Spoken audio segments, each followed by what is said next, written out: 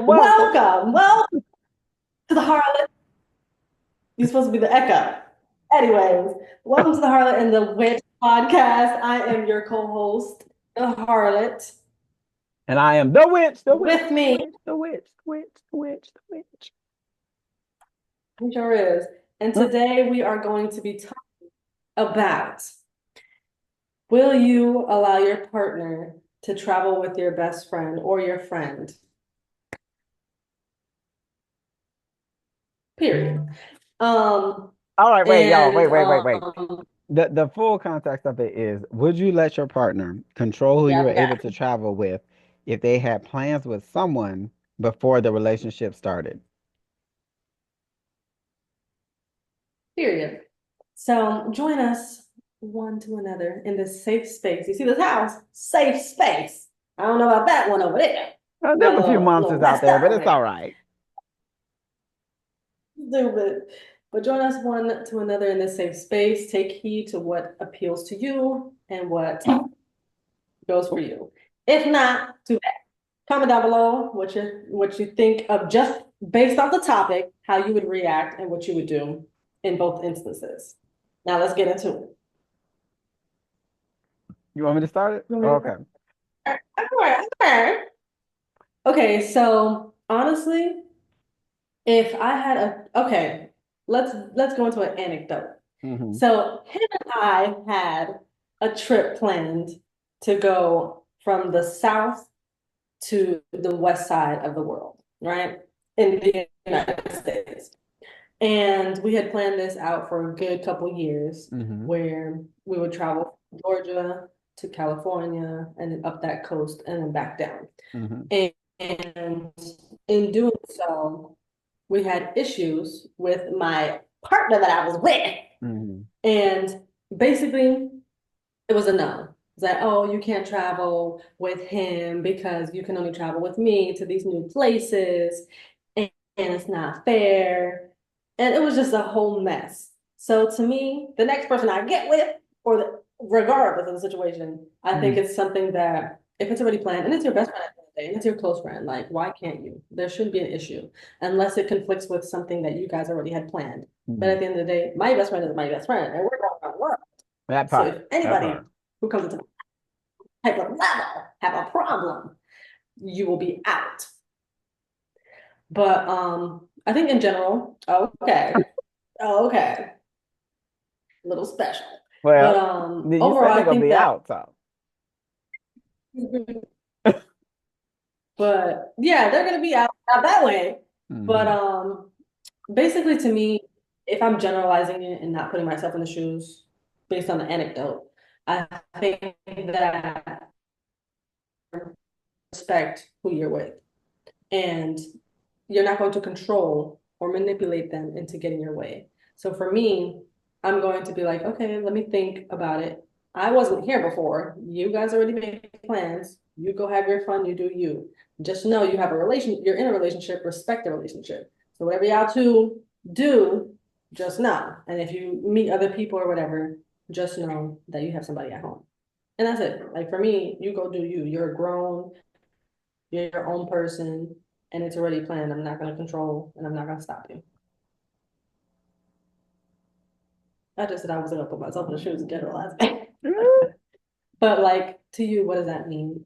Are you? Are you? I mean, I guess you have to put yourself in the shoes. But what does it mean to you, and like how would you maneuver through that? In that situation, I think that there are levels to it. And if it's like our dynamic where her best friend is a dude, then I would prior to I would have had a conversation to get an understanding of what their dynamic is. And then after that, I would not intervene because I believe this. I believe you need to give people opportunities to show who they are. Because if they were going to cheat, right, then they would already do it. Or it would be the type of situation where they don't have to go on a vacation just to do something. They would just do it anyway, you Mm, know? So I think that if I have that insecurity, I would give them the opportunity to show who they are. And if they cheat, then it's better for me that they cheat early That way I could get up out of there than for us to go a longer distance in our relationship and they'd be doing something else and I find out way down the line. You know what I mean? So I think I would just give them the opportunity to have their fun because the truth of the matter is, if they've been friends for years, my spot isn't guaranteed. I may not be here in the long run, whereas their friend may be there forever. So I'm just stopping you from hanging out with your friend when you're gonna end up hanging out with them when I'm gone if we don't work out. So I don't know, I always prioritize I think you should respect a relationship, but really prioritize strong friendships. Because if you have really strong friendships, those people will be with you when all the different exes come and go. So I think it's very important that if I was Right. in a situation, I'd be like, okay, then if y'all been friends for 10 plus years and me and you just been together a month or even a year, it's kind of like my a year ain't nothing in the grand scheme of like relationships.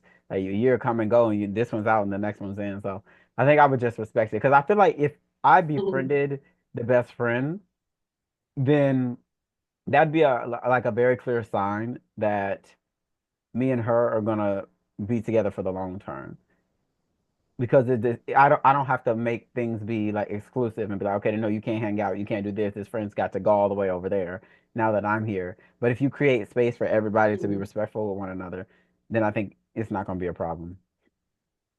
But True. if that joker is too much and too comfortable and goes beyond boundaries that are set, then no, you can't go on no trip with them. No, you can't. You can't go on no trip. And as a matter of fact, why is that person in your life? Because if we have boundaries set and you are allowing them to keep crossing them, you know what? You could keep them. I'm gonna go. I'm gonna see that ladder right here. I'm gonna That's it. climb it out of this relationship and go up my way. That's it.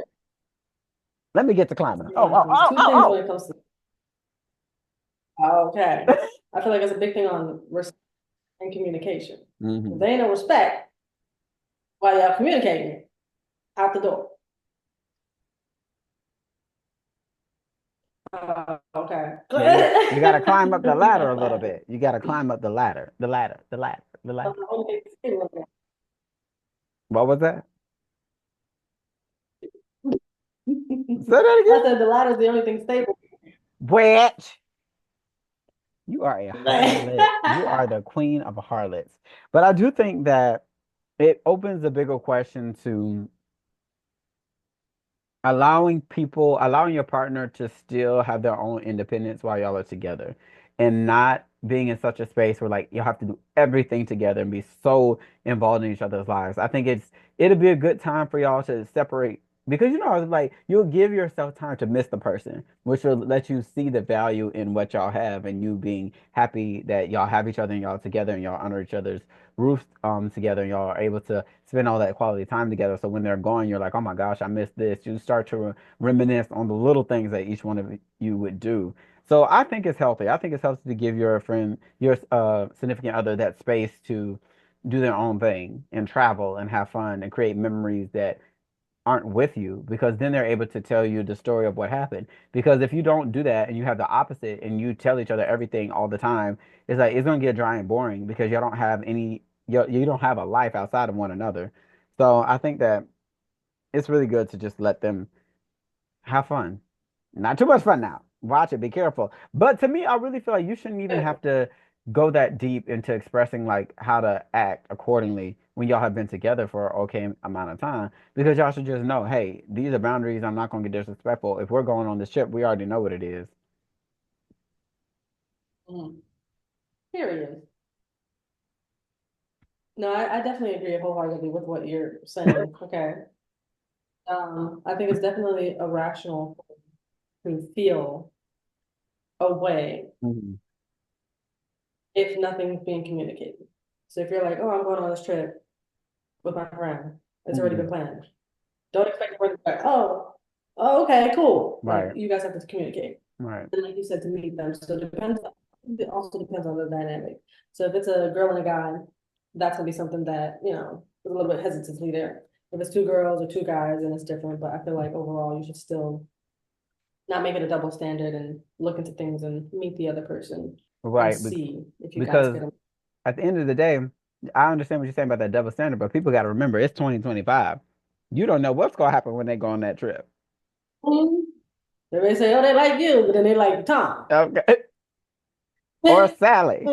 You're gonna be liking Sally Sally or too. Billy Bob or whoever it is, and then it'd be like, oh, okay, then they Oh butt no. dial you and you hear some sounds when you call them. Like, Uh-huh. ah. I'm just saying. But yeah, comment down below what you guys think and how you feel about the situation. And have you ever been in that situation? And that how has that changed your relationship dynamic Mhm. or your friendship dynamic, Mhm. if it has at all? But don't forget to like, comment, subscribe. Tell a friend to tell a friend to tell a family to tell a cousin, aunt, nephew, niece, everybody. And the people outside and the animals outside too. No, no.